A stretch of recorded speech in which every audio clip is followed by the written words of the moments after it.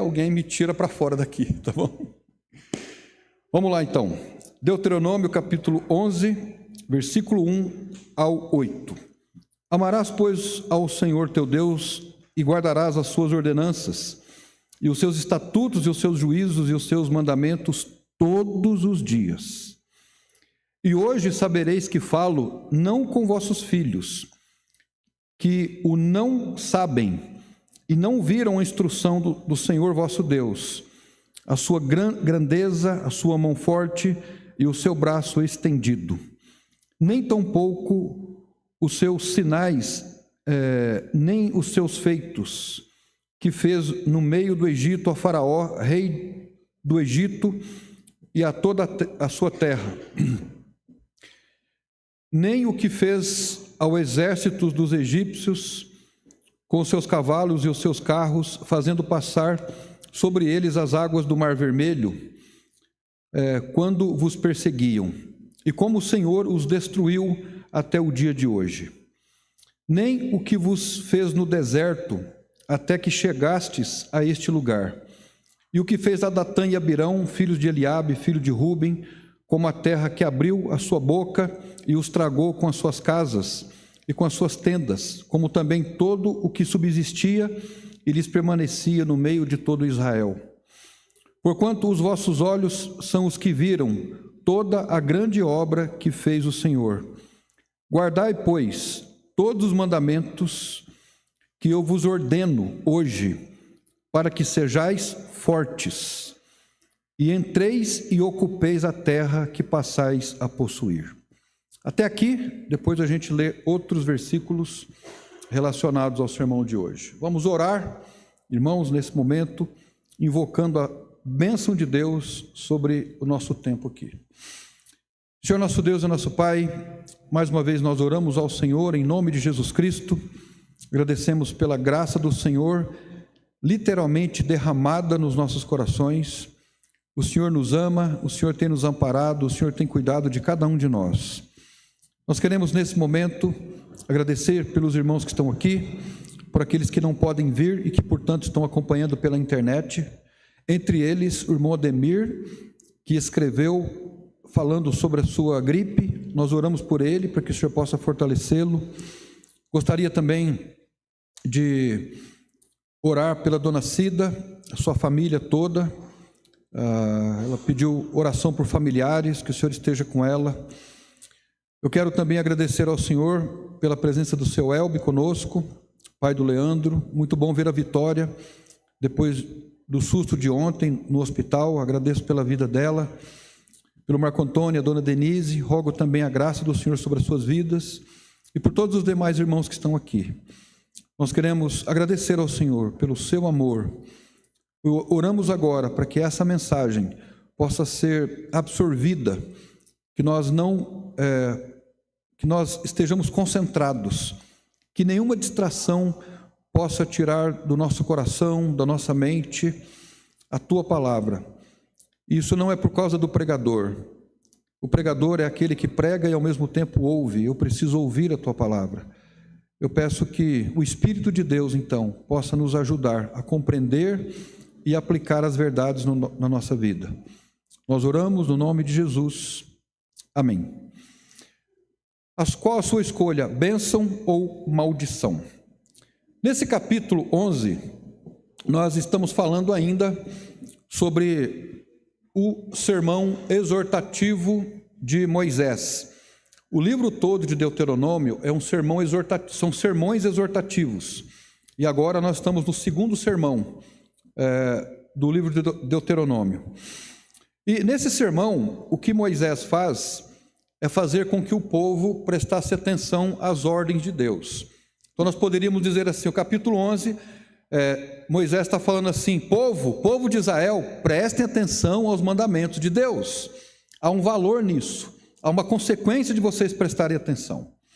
Agora, surge então a pergunta, desde que nós estamos pregando sermões no livro de Josué, no livro de Deuteronômio, nós estamos falando sobre algumas coisas que são recorrentes em todos os capítulos. Estamos falando sobre obediência, já notou? Obediência aos mandamentos de Deus, aos estatutos de Deus, às ordenanças de Deus, aos juízos de Deus, aos mandamentos de Deus.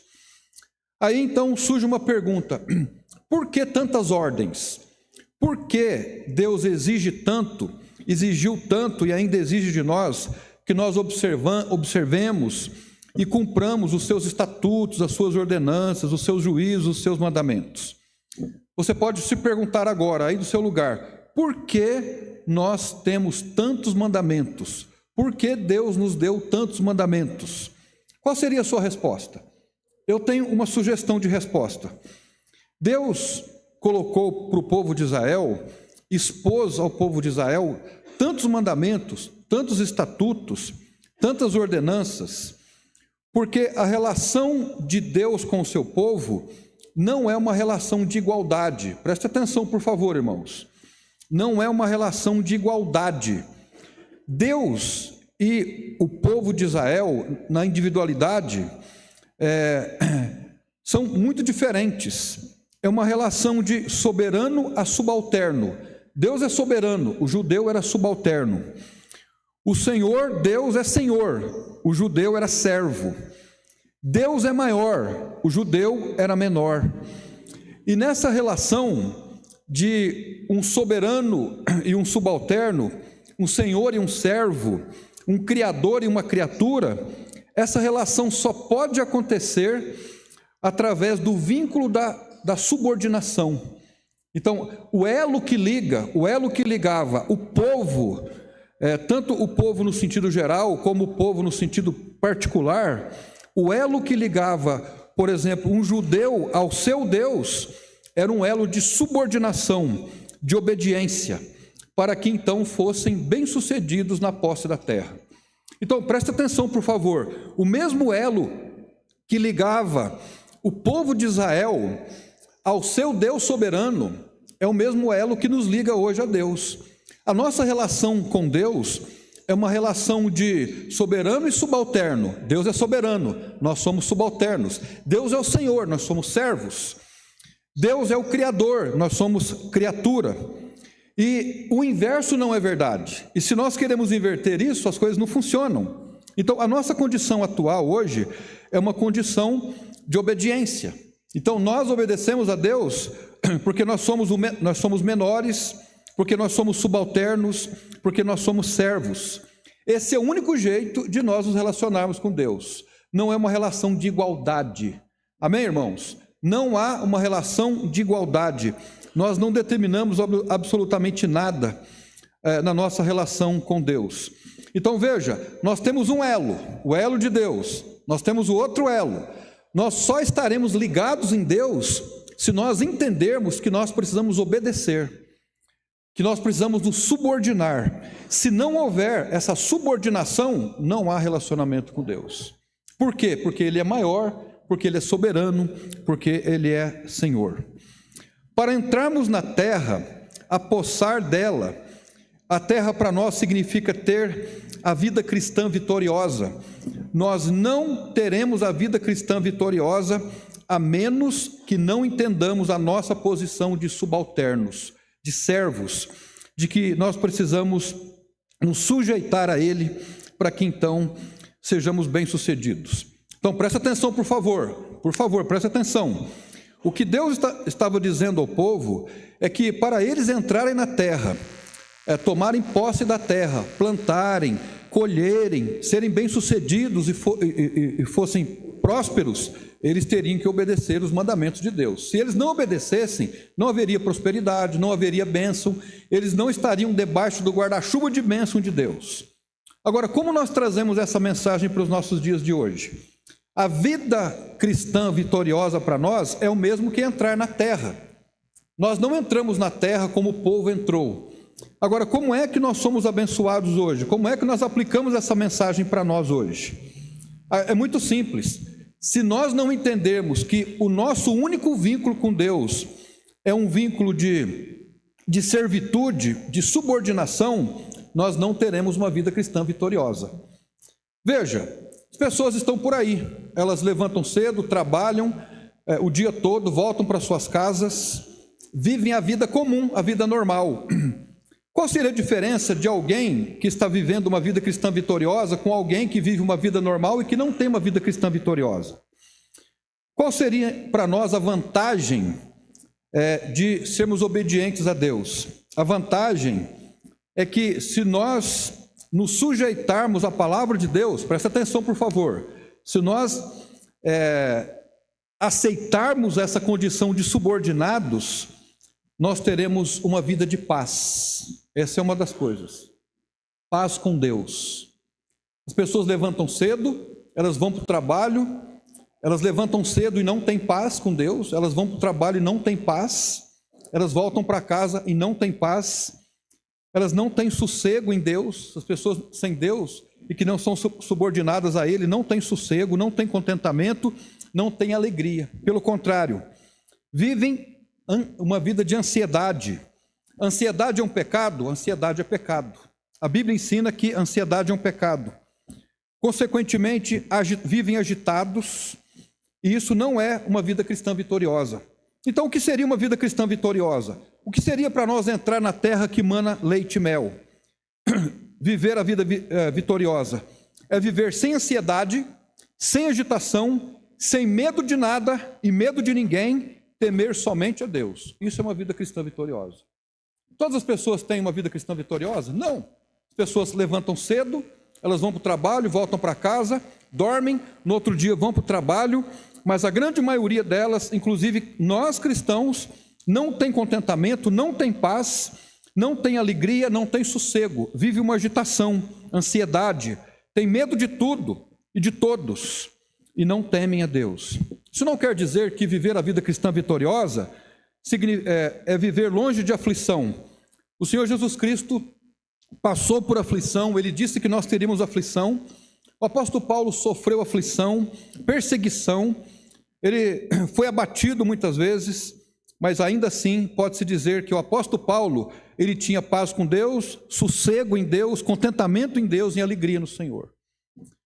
Hoje à noite, que tipo de relação nós temos com Deus? Uma relação de subalternos, porque reconhecemos o senhorio dele sobre as nossas vidas, ou nós queremos exercer o governo da nossa vida? Então, se nós queremos exercer o governo da nossa vida, possivelmente isso resultará, com certeza, em ansiedade, agitação, medo das pessoas, medo de tudo e de todos, e não haverá temor a Deus. Isso é uma questão de escolha. Que vida nós queremos ter aqui nesse mundo? Um outro ponto introdutório ainda que Moisés faz no capítulo 11, esse foi o primeiro, é fazer com que o povo se lembrasse do que Deus havia feito por eles. Então, no capítulo 11, ele chama o povo para dizer assim: olha, em primeiro lugar, há um vínculo de ligação entre vocês, povo de Deus e Deus. Esse vínculo de ligação, ele só pode acontecer, esse relacionamento com Deus só pode acontecer se vocês entenderem o fato de que precisam obedecer a sua palavra, precisam ser obedientes. Vocês são subalternos. Não há outro meio de se relacionar com Deus a não ser pela subordinação. Em segundo lugar, o que Moisés faz no capítulo 11 é fazer com que o povo se lembrasse dos feitos do passado, desde que eles saíram do Egito. Moisés estaria dizendo assim: olha, não se esqueçam que Deus tirou vocês do Egito, carregou vocês através do deserto, deu pão, deu água, deu nuvem para proteger durante o sol escaldante, deu uma coluna de fogo para proteger durante a noite. Deus cuidou de vocês, então não se esqueçam disso. Então esse é o segundo tópico, o segundo ato que pode ser observado aqui no capítulo 11 de Deuteronômio. Então o povo deveria lembrar-se da sujeição, de que eles eram subordinados, deveriam se lembrar dos feitos que Deus fez no passado. Você já fez esse raciocínio? Deixa eu pensar aqui e me lembrar do que Deus fez na minha vida no passado. Essa semana eu estava escrevendo isso, e na hora do almoço eu falei para as meninas: eu vou contar para vocês o dia da minha conversão, como eu era, como era a minha vida, até o dia que eu entreguei a minha vida a Jesus. Isso é uma transferência. Nós temos que procurar lembrar do que Deus fez por nós no passado. Lembre durante essa semana, irmãos. Marco Antônio senta com a Denise e fala: Denise, vou falar da minha conversão. Já deve ter feito isso, né? A dona Denise: vou falar para você da minha conversão ao Senhor.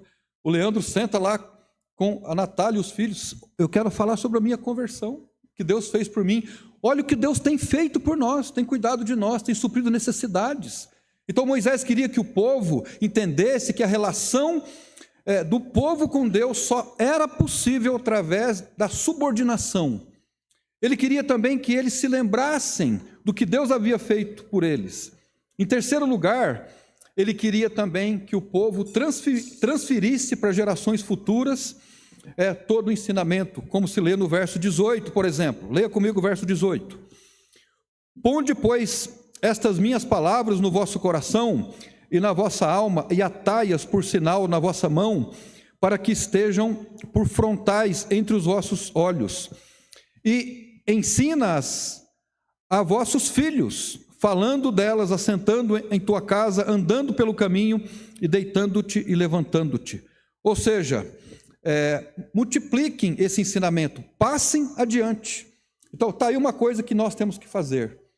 Nós precisamos ensinar os nossos filhos a palavra de Deus, sentar com eles, ensinar a eles o valor da Bíblia, ajudá-los a memorizar. Nós podemos sentar com os nossos filhos e dizer assim: vamos decorar o Salmo 23, vamos decorar João 3,16, e vai recitando para os filhos aprenderem. Essa é uma responsabilidade nossa. Essa responsabilidade aqui não foi dada para os sacerdotes de Israel praticarem com o povo, foi dado para os pais, os chefes de família, das tribos, para que eles fizessem com seus filhos. Então, meus irmãos, nós temos esse desafio pela frente, né? Então veja, no capítulo 11, Moisés apresenta 3 atos, 3 tópicos introdutórios. O primeiro, ele sugere que, para que haja uma relação entre o povo e Deus, subordinação, não há outro jeito. Se nós não queremos obedecer a Deus e a sua palavra, a nossa vida vai andar para trás. Pode ter certeza disso. Pode escrever na sua Bíblia: desobediência gera atraso de vida, obediência gera progresso. Pode escrever isso aí na sua vida, na sua Bíblia. Leia todo dia e comece a observar a sua vida. Não há outro meio. É uma relação de subordinação. Em segundo lugar, Moisés ele ensina que o povo deveria lembrar-se dos feitos de Deus. Lembrar do que Deus fez para nós no passado nos dá força, vigor e motivação para continuarmos daqui para frente. Era isso que Moisés queria que o povo entendesse. E em terceiro lugar, ele queria que houvesse transferência do ensinamento da palavra de Deus. Amém? Agora sim, nós vamos para o texto. Nós vamos dividir o capítulo 11 em 3 partes. O primeiro deles nos fala sobre um chamado à obediência. Segundo, a admoestação à fidelidade. Em terceiro, a centralidade da lei. Eu vou repetir para você gravar. Em primeiro lugar, o chamado à obediência. No capítulo 3, dividido em 3 partes. Em primeiro lugar, o chamado à obediência, a admoestação à fidelidade e a centralidade da lei. De novo, o chamado à obediência, a admoestação à fidelidade e a centralidade da lei. Então, em primeiro lugar, um chamado à obediência dos versículos de 1 a 9. Nós já lemos, nós não vamos ler de novo todo o texto, mas nós vamos ler o verso 1. Veja bem: amarás, pois, ao Senhor teu Deus e guardarás as tuas ordenanças, e os estatutos, e os juízos, e os mandamentos. Quantos os dias? Todos os dias. Todos os dias. Aqui nós extraímos uma coisa interessante. A palavra guardarás aqui dá a ideia de entesourar, de guardar como um tesouro, e dá a ideia também de prestar atenção. Então veja, o que nós temos que fazer com as ordenanças, com os estatutos, os juízos e os mandamentos de Deus? Guardar como um tesouro, uma coisa preciosa, né? Porque verdadeiramente são bens imateriais. O bem material é material. Um bem imaterial, ele é abstrato. Ele não tem quilo, não tem litro. É um valor que nós precisamos guardar, entesourar para as nossas vidas. E onde nós guardamos a palavra de Deus? Na mente, no coração. E para isso, meus irmãos, nós temos que ler, nós temos que memorizar, nós temos que citar. O irmão Wilton estava me contando de um judeu messiânico que é membro da igreja onde ele frequenta lá em Fátima do Sul. Ele é um judeu messiânico mesmo. Ele tem um ministério, ele manda colocar versículos. Imagina você, um versículo da Bíblia escrito numa placa de metal. Ele manda fazer e coloca em todos os lugares da cidade, nas praças, né? Distribuindo a palavra de Deus, tanto com propósito evangelístico, como com o propósito de fazer com que as pessoas leiam a palavra de Deus, tenham acesso à palavra de Deus. Parece uma citação de Deuteronômio 6, né? E agora de Deuteronômio capítulo 11. Agora aqui é interessante como o versículo 1 diz: amarás, pois, o Senhor teu Deus. O que nós entendemos aqui é mais ou menos assim. Quando uma criança é pequena, ele precisa ser forçado à obediência, porque ele não entende todas as coisas. Então, às vezes você diz não, às vezes precisa corrigir, disciplinar, para que a criança não faça certas coisas, porque ele não entende. Ok? Na medida que o filho cresce, ele começa a obedecer, não porque haverá uma represália, não porque haverá uma disciplina, mas ele começa a obedecer por amor. Há uma diferença de obedecer por medo de alguma consequência, com obedecer por amor. E o que esse versículo sugere é que os judeus, Moisés dizendo para o povo que eles deveriam guardar a lei, não por medo da consequência de não guardarem a lei, mas por amor. Era isso que ele queria. Uma obediência por amor, uma obediência amorosa, uma obediência que não fosse fria, que não fosse pesada. Irmãos, quando nós amamos a Deus, preste atenção aqui, por favor, quando nós amamos a Deus, observar os seus mandamentos não é pesado. É pesado? Não. Quando nós amamos uma pessoa, por exemplo, quando o marido ama a sua esposa, não há limite para ele fazer o bem a ela. Ele faz e sente-se devedor. Quando uma esposa ama o seu marido e sujeita-se a ele, ela faz, ainda se sente devedor. Quando um pai ama um filho, ele dá presentes, ele mima, num bom sentido, ele cuida, ele protege e ainda se sente devedor. Porque o amor, em prática, sempre nos faz sentir devedores, né? Não é verdade? Então, é isso que Deus esperava do povo, e creio também que é isso que Deus espera de nós. Que nós guardemos os seus mandamentos por amor a Deus.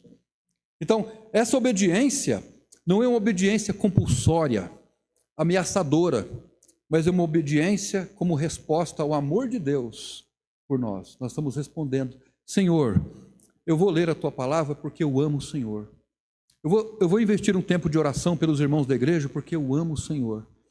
Eu vou obedecer a Tua palavra nisso, naquilo outro, não por medo de ficar doente, não por medo disso ou medo daquilo, não com o receio de que eu lhe provoque a ira, mas porque eu amo ao Senhor. Esse é o propósito aqui. Então, um chamado à obediência à palavra. Em segundo lugar, um chamado à obediência que inclui recordar os feitos. E isso está nos versos de 2 até o 7. E nós já falamos sobre isso. Então, o que ele está dizendo aqui é que recordar o que Deus fez no passado também faz parte da nossa vida de obediência. Nós não podemos nos esquecer do momento em que fomos libertados do Egito. Você já lembrou do dia da sua conversão? Eu me converti no dia 24 de novembro de 88. 24 de novembro de 88. Foi naquele dia que eu vi a luz, entreguei a minha vida a Jesus. Então eu não posso me esquecer disso.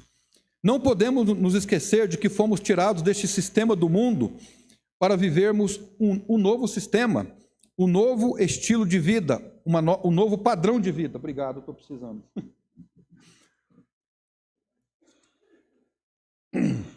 Obrigado. Então, nós não podemos nos esquecer disso. Nós somos tirados de um estilo de vida. Você sabe o que significa a palavra igreja? O que significa a palavra, literalmente a palavra igreja? Tirados de dentro para fora.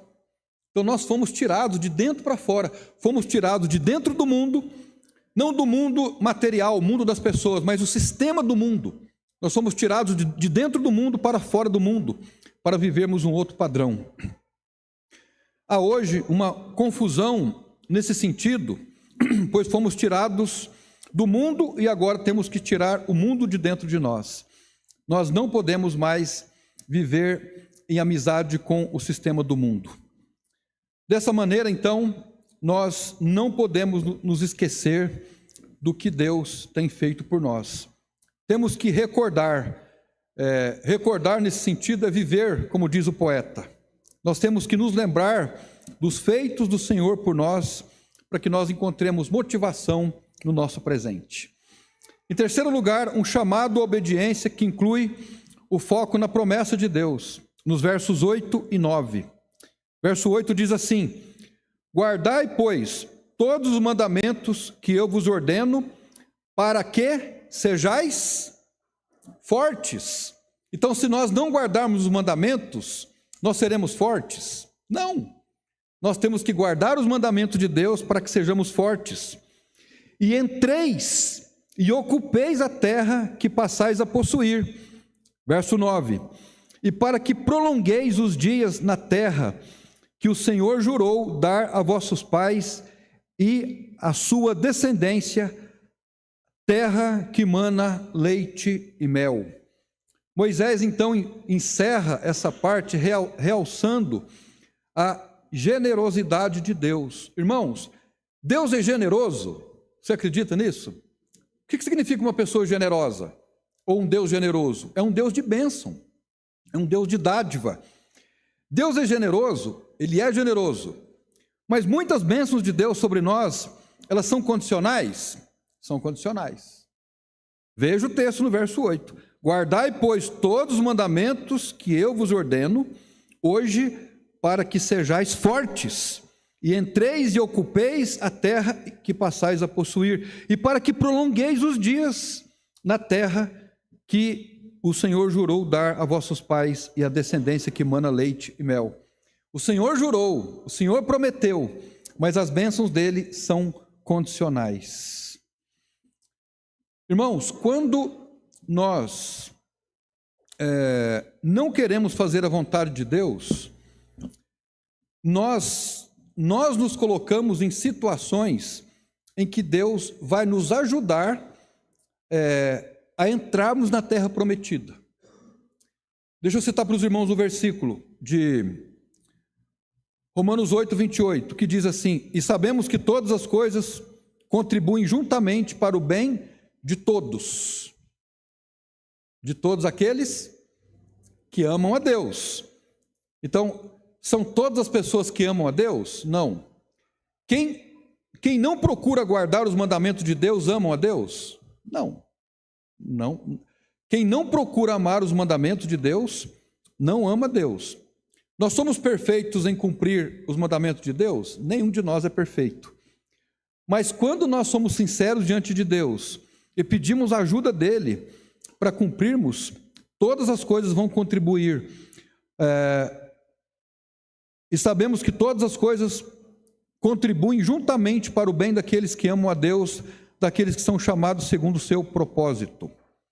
Então veja, quando nós resistimos em obedecer a Deus e resistindo a Deus nós não temos uma vida cristã vitoriosa, o Senhor coloca-nos em situações difíceis para o nosso próprio bem.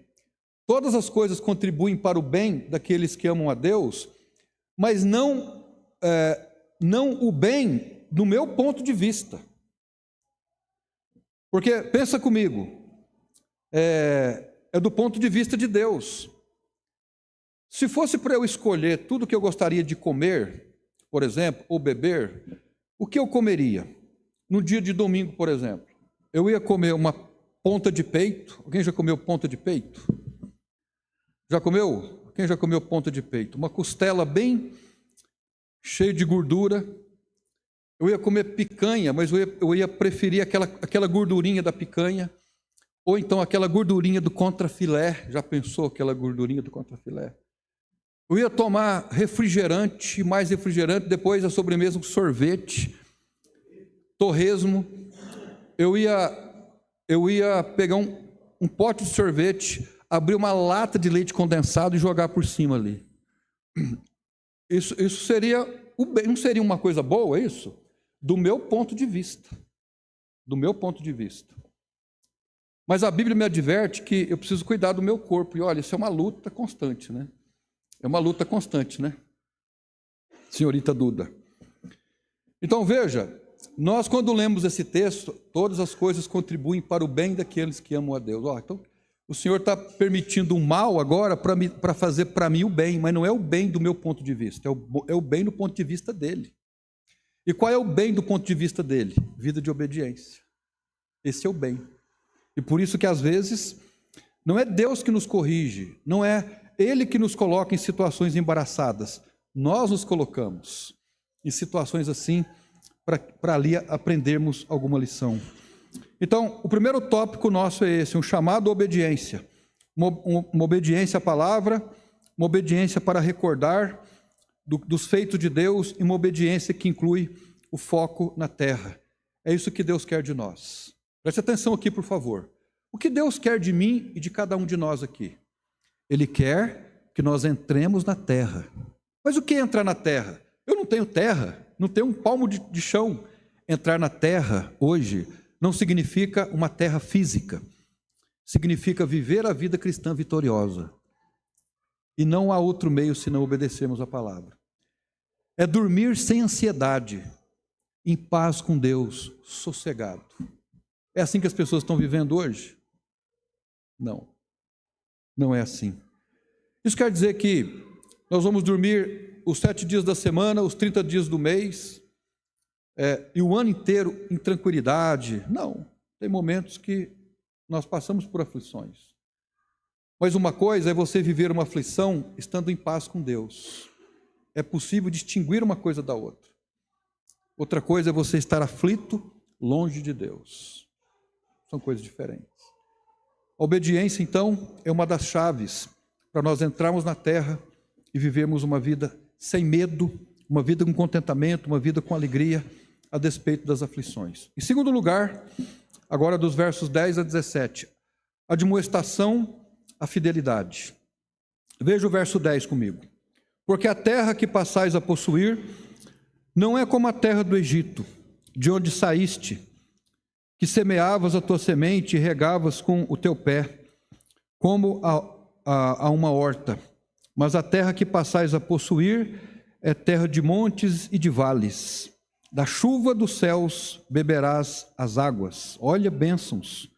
A terra de que o Senhor teu Deus tem cuidado. Os olhos do Senhor teu Deus estão sobre ela continuamente, desde o princípio até o fim do ano. Ou seja, ele faz aqui uma exortação para que eles fossem responsáveis e tivessem temor. Moisés está dizendo assim, a terra que vocês vão habitar agora, não é como lá no Egito. Lá no Egito tinha que irrigar, agora aqui não, vou mandar chuva para vocês. Vou mandar chuva de verão e a chuva do outono. Vou mandar muita chuva. Tem vales, tem rios, tem córregos. Essa terra mana leite e mel. É uma terra boa. Eu vou dar para vocês. Eu sou um Deus de bênção, um Deus generoso, um Deus que dá a vocês uma terra por herança. Vocês não trabalharam para ter essa terra, mas eu vou dar para vocês. Generosidade de Deus. Só que o texto aqui ressalta também a responsabilidade. Eles deveriam ser responsáveis por isso. A terra que passais a possuir é boa, é produtiva, é uma expressão da minha generosidade, mas isso implica em responsabilidade, isso implica em compromisso. Vocês têm que trabalhar na terra, têm que levantar cedo, têm que cultivar, têm que proteger a terra dos inimigos, precisam ir para o tabernáculo, precisam ir para o templo, me adorarem, me quererem, me buscarem, porque eu vou dar bênção para vocês. Responsabilidade. Se não for assim, não é do jeito de vocês. Interessante, irmãos, a maneira como Deus lida com o seu povo. Ele admoesta, então, a uma vida de responsabilidade e de temor. Irmãos, nós vivemos hoje uma sociedade, em linhas gerais, irresponsável. Você já tem ouvido isso? A meninada de hoje não tem mais responsabilidade, não tem mais compromisso. Não há mais alguma coisa de objeto que diz assim, eu assumir esse compromisso aqui, eu vou com ele até o final da minha vida. Pessoas não se importam com isso. Não tem responsabilidade. Em termos gerais, estamos falando isso. Deus nos deu uma vida vitoriosa, mas nós temos que zelar dela. Nós temos que cultivar essa vida cristã vitoriosa. Sabe como que nós aprendemos como crentes adultos, que seremos, né, a ter responsabilidade? Quando aprendemos desde criança. Então nós precisamos ensinar aos nossos filhos compromisso e responsabilidade. Compromisso e responsabilidade. Como que nós ensinamos isso para os nossos filhos? Dá tarefas para ele, né? O filho em casa precisa ter tarefa para fazer, responsabilidade para cumprir. Uma coisa que ajuda muito os nossos filhos é dar mesada para eles. Já deu mesada para os filhos? Como é possível ensinar dando mesada? Você dá a mesada para o filho e fala agora, na hora que o filho vê o dinheiro, nunca viu o dinheirinho ali, né? Tem que tirar o dízimo e promessa de fé. Dá uma doidinha, né? Mas está aprendendo, né? Outra coisa, a mesada é de graça, tem que ajudar em casa. Se não ajudar no serviço de casa, não tem mesada. Outra coisa, se faltar com responsabilidade, tira a mesada. Puxa, dói. Você vai educando, né? A Isa tem responsabilidade, né? Ajuda a lavar, a secar a louça. Ela faz animadinha ali o servicinho dela, né? Não é muita coisa. E também não é exploração infantil, né? Mas ela está aprendendo. A Nathalie já tem mais responsabilidade. A Duda, coitada, mais responsabilidade. Não é? A nossa cultura hoje costumou pensar assim, coitado. Né? Não é assim. Responsabilidade, compromisso. Porque o filho que não tem compromisso em casa, com pai e mãe, não vai ter com Deus. Não vai ter. O filho que não aprende a honrar o pai e mãe, não vai honrar a Deus. Isso é ensinado, é transferido. A admoestação que é contrária à desobediência. Veja o verso 17. E será que diligentemente obedecerdes os meus mandamentos, que hoje vos ordeno, de amar o Senhor vosso Deus, e de o servir de todo o coração e de toda a alma, então darei a chuva da vossa terra, a seu tempo, a temporã e a serôdia, para que recolhais o vosso grão, e o vosso mosto, e o vosso azeite. Veja o 15. E darei a erva do campo aos teus animais, e comerás e fartar-te-ás. Veja o 16. Guardai-vos que o vosso coração não se engane, e vos desvieis e sirvais a outros deuses e vos inclineis perante eles. O perigo do engano na vida religiosa. O perigo do engano. Então, irmãos, qual é a forma de nós não nos enganarmos? É quando nós obedecemos os mandamentos de Deus. Nós não temos como viver enganados. Moisés exorta aqui a uma obediência contínua. A uma obediência contínua que seria uma proteção para o povo. Veja o verso 17. E a ira do Senhor se acenda contra vós, e feche ele os céus, e não haja água, e a terra não dê o seu fruto, e cedo perecerás da boa terra que o Senhor vos dá. Então, qual é o ensinamento aqui para nós? Será que nós poderíamos dizer assim, isso aí é Velho Testamento, não se aplica a nós hoje. Aplica-se a nós hoje, porque a Bíblia é um livro só. Nós poderemos traduzir assim, se nós não obedecermos a palavra de Deus, não obedecermos a Deus, nós vamos viver a vida normal, né? A gente vai levantar cedo, vai trabalhar, volta para casa, mas nós não teremos as bênçãos que poderíamos ter se nós fôssemos obedientes. Que tipo de bênção? Bênção material, inclusive, e bênção imaterial também. Por exemplo, uma bênção imaterial. sossego, tranquilidade. Sem temor é não ter medo de nada e de ninguém. Consciência tranquila. Porque a desobediência, quer queiramos ou não, quer percebamos ou não, afeta a consciência na hora. No momento em que nós desobedecemos a palavra de Deus, a nossa consciência é afetada na hora. O relacionamento com Deus é quebrado na hora. Moisés queria que o povo estabelecesse uma relação da vida cotidiana com a vida religiosa. Vida cotidiana, levantar cedo, ir trabalhar. Guarda o sábado. O judeu tinha que guardar o sábado. Eles não deveriam trabalhar no sábado. Por quê? Porque o Senhor mandou, que era um dia de descanso. Nós guardamos o sábado? Não. Qual era o propósito do sábado desde o livro de Gênesis? Contemplação. Qual é o propósito do domingo para nós hoje? Contemplação. O domingo é o dia de nós refletirmos e pensarmos assim: Senhor, como o Senhor tem me abençoado. Eu vou descansar.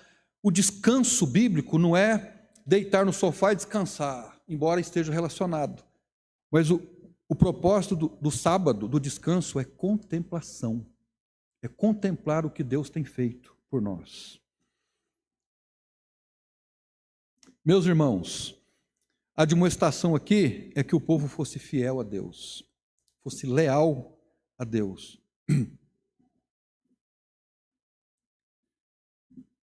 Será que nós pensamos assim: ok, tudo bem, então eu preciso ser fiel e leal a Deus, mas eu tenho a prerrogativa de não ser, porque a nossa inclinação é para não sermos fiéis.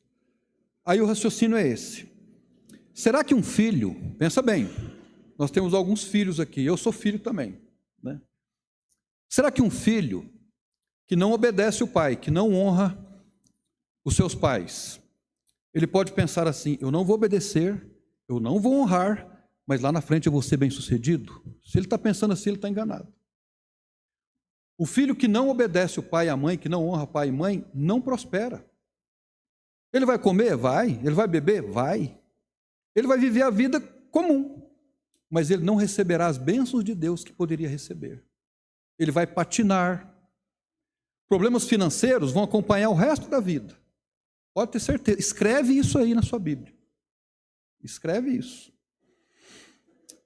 Será, por exemplo, que o marido pode fazer a opção assim: eu não vou amar a minha esposa. Ele faz a opção de não amar. Será que ele pensa que não amando a sua esposa ele vai ser bem-sucedido como marido? Não vai.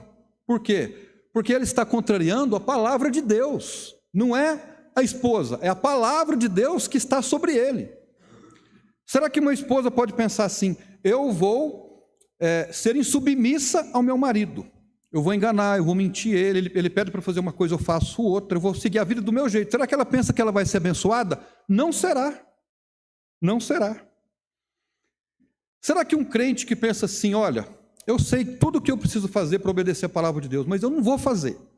Nenhum de nós em sã consciência falaria isso de maneira deliberada, mas a gente faz aquilo que às vezes a gente acha que é o certo fazer. Será que um crente que pensa assim: eu determino como vai ser a minha vida cristã e vive do jeito que quer, e lá na frente pensa que vai ser abençoado e será? Não, não vai ser. Eu estava pensando sobre isso, né? Veja bem o que eu vou dizer. Para os irmãos não me interpretarem mal. Eu sou pastor de uma igreja pela graça de Deus, pela vontade de Deus. Eu tenho plena consciência de que, apesar de mim, da minha finitude, das minhas fraquezas, eu estou no centro da vontade de Deus e estou debaixo da autoridade de Cristo, respaldado pela igreja, né? A igreja é a última palavra aqui. Mas quando eu, no dia a dia, no trato com as pessoas, procuro dar um conselho para alguém, e se o conselho que eu dou está respaldado na Bíblia, é o conselho de um pastor, de um ministro da palavra, respaldado na Bíblia, ele dá esse conselho a alguém, e a pessoa decide não escutar, você acha que aquela pessoa vai ser abençoada? O que você acha? Não, porque o conselho não é meu, é uma transgressão deliberada à palavra de Deus. Como é que aquele crente vai ser abençoado? Ele vai trocar um carro, ele vai perder negócio. Ele vai fazer um negócio de uma casa, ele vai perder. Ele vai patinar a vida toda. E vai ficar, mas por que as coisas acontecem assim? E ele não vai nem perceber, porque na verdade está todo mundo no mundo passando por situações assim. Não haverá progresso. Os irmãos estão entendendo a questão? Então, irmãos, vale a pena sermos fiéis a Deus. Vale a pena. É difícil, às vezes, sermos fiéis a Deus? É difícil. Nem sempre nós colocamos um sorriso no rosto para fazer o que devemos fazer, mas vale a pena. Às vezes pode não valer a pena a curto prazo, mas valerá a médio prazo, valerá a longo prazo. E sabe de uma coisa? De acordo até com o livro de Deuteronômio, pode ser que a minha obediência a Deus hoje, a minha da Adri, não traga tantas bênçãos para a nossa vida agora, mas vai trazer para as nossas filhas. Eu li há um tempo atrás a vida de dois homens, um que viveu dentro da vontade de Deus e outro que não viveu dentro da vontade de Deus. Aquele que viveu dentro da vontade de Deus, a sua posteridade, os seus filhos foram abençoados. Então vale a pena sermos fiéis a Deus. Recapitulando, o chamado à obediência, obedecer a palavra, recordar dos feitos de Deus, colocar o foco na terra. Nós temos que colocar o foco na nossa vida cristã vitoriosa. Em segundo lugar, a demonstração de fidelidade, desenvolvermos temor e responsabilidade e cuidado para não desobedecermos. Em último lugar, nós não vamos ter todos os versículos, mas do verso 18 ao 32, a centralidade da lei no meio do povo. Veja o verso 18. Ponde, pois, essas minhas palavras, na onde? No vosso coração e na nossa alma. Olha, coloquem a minha lei, a minha palavra na alma, no coração. Atai-as por sinal na vossa mão, para que estejam por frontais entre os vossos olhos. E ensinai-as a vossos filhos, falando delas assentando em tua casa e andando pelo caminho e deitando-te e levantando-te. Ou seja, é falar da Bíblia o tempo todo, da palavra de Deus, dos princípios de Deus. Escreve-os nos umbrais de tua casa e nas portas, para que se multipliquem os vossos dias e os dias dos vossos filhos, na terra que o Senhor jurou a vossos pais dar-lhes, como os dias dos céus sobre a terra. Então, a centralidade da lei no meio do povo. Como nós já falamos no início, a palavra de Deus deveria ser central na vida do povo. Como que a gente pode fazer isso na nossa casa? Nós precisamos, por exemplo, você pode sentar-se à mesa para fazer uma refeição com a família, seja no almoço, na janta ou no café, leia o livro de Provérbios. Se você não quiser ler todo o Provérbios, leia um versículo e comente sobre ele. Cite versículos da Bíblia na hora de uma refeição. Mas você também pode criar padrões bíblicos para que os seus filhos sejam abençoados. Eu estou dando exemplo nosso para os irmãos para dar vida àquilo que eu estou fazendo. Por exemplo, se você está caminhando com duas pessoas, vamos dar um exemplo. Está caminhando o Marco Antônio e, vamos colocar aqui, Marco Antônio e o Miguel, por exemplo. Eles estão caminhando. Então o Marco Antônio está indo daqui para lá com o Miguel. Aí chega lá no portão, o portão estreitou. O portão estreitou de maneira que pode passar só uma pessoa. O que a pessoa mais nova faz? O que a pessoa mais nova faz? Deixa o mais velho passar, certo? Em casa, eu busco, pego elas na escola, quando vai entrar, alguns dias eu falo, papai vai primeiro, porque o papai é mais velho e é pai. Elas deixam. Aí outro dia eu falo assim, agora você pode ir, que você é uma senhorita, você pode entrar. Não é todo dia. Eu abro a porta do carro para a Nátra, né? Porque a Duda, a gente busca ela a pé. O papai abre a porta e fala, senhorita, né? Por que eu estou fazendo isso com ela? Eu estou estabelecendo o padrão do caboclo que vai chegar um dia para ela, para pedir em casamento. O padrão não pode ser baixo. Porque uma pessoa que não ama Cristo, que não ama a palavra, ele não vai nem se importar para isso. Quando o caboclo não abrir a porta para ela, ela está fora. Ó. Os irmãos estão entendendo? Então, já existe um padrão. A Adri troca roupa, troca a roupinha dela lá no quarto, ela vem. Vou perguntar para o papai, né? Filha, você está linda. Né? Tá assim, vislumbrante. Ela faz assim, ó. E dá aquele giro. Eu falo, você está linda. Você está exuberante, né? Ela faz isso. Por quê? Porque eu não quero que um caboclo um dia chegue e fale para ela, você está bonita, e leva ela. Porque o papai fala em casa. Ela não precisa ouvir lá fora. É um padrão. Certo? Eu falo para elas quase todos os dias, vocês são lindas. A menina tem uma necessidade de ouvir isso. Para o Giovanni era diferente. O Giovanni era, vamos lutar, né? Vamos enfrentar. É diferente. Mas tem que haver essa relação. Criar um padrão. Em outras palavras, irmãos, eu não estou colocando a minha família como exemplo. Eu sei que os irmãos também fazem isso. Mas a Bíblia deve ser central. O que nós fazemos em casa deve ter uma intenção, um propósito de ressaltar a palavra de Deus nas nossas vidas. E por que eles deveriam fazer isso? Por que o povo deveria fazer isso? No verso 19, estou ficando meio grogue aqui. Verso 21, para que se multipliquem os vossos dias. Aqui diz respeito à longevidade e à prosperidade. Então, nós precisamos fazer isso para o nosso bem e bem dos nossos filhos. E no verso 26, nós estamos terminando. Uma centralidade que leva em conta as boas escolhas. Presta atenção aqui, nós estamos terminando. Veja o verso 26. Eis que hoje ponho diante de vós bênção e maldição. Presta atenção, por favor. A bênção, quando cumprirdes os mandamentos do Senhor vosso Deus, que hoje vos mando. Então veja bem, o judeu viveria a vida comum, normal, comeria o pão dele de cada dia, mas o Senhor estava colocando o povo diante de bênção e diante de maldição.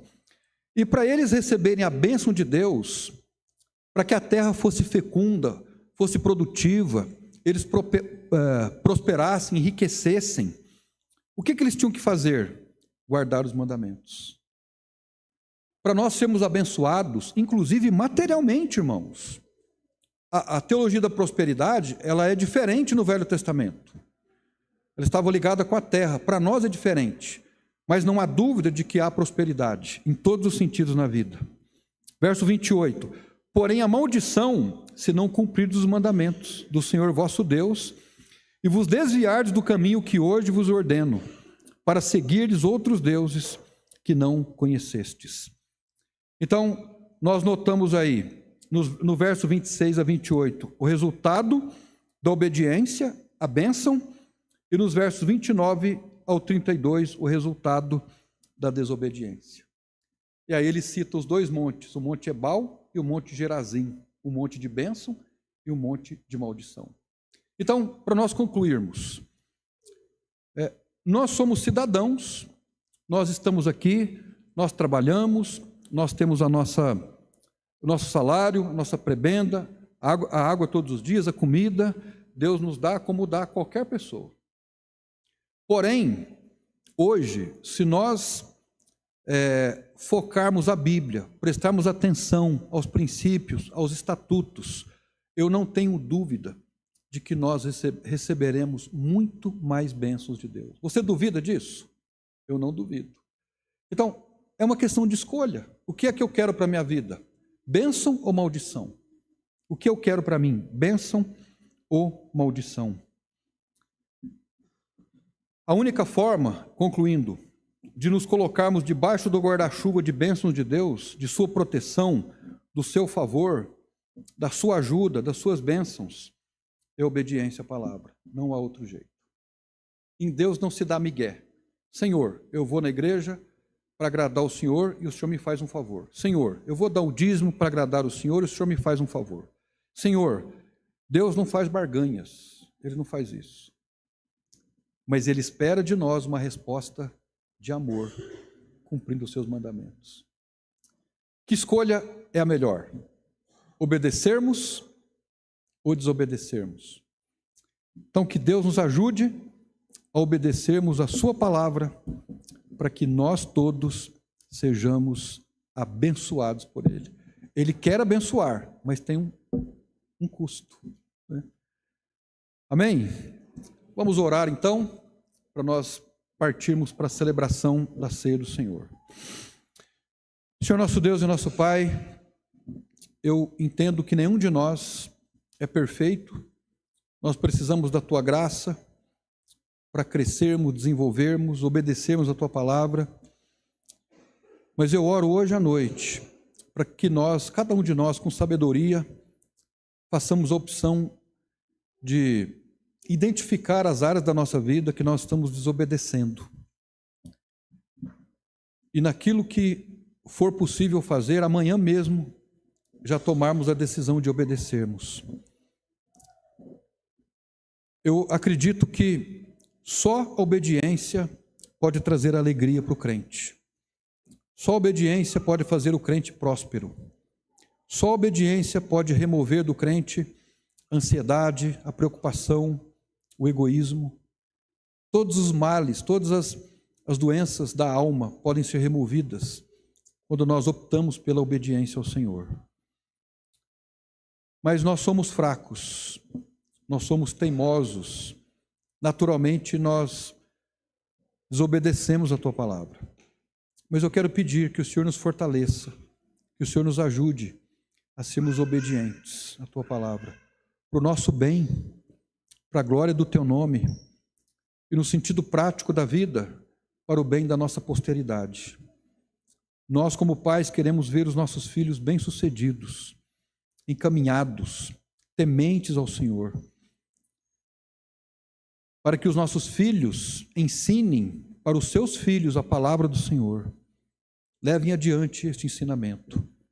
Pai, por favor, eu peço a ajuda do Senhor, para que nós sejamos obedientes, para o nosso bem, para o bem da nossa prosperidade, para a glória do Teu nome. Pois é no nome de Jesus que nós oramos. Amém. Amém, irmãos.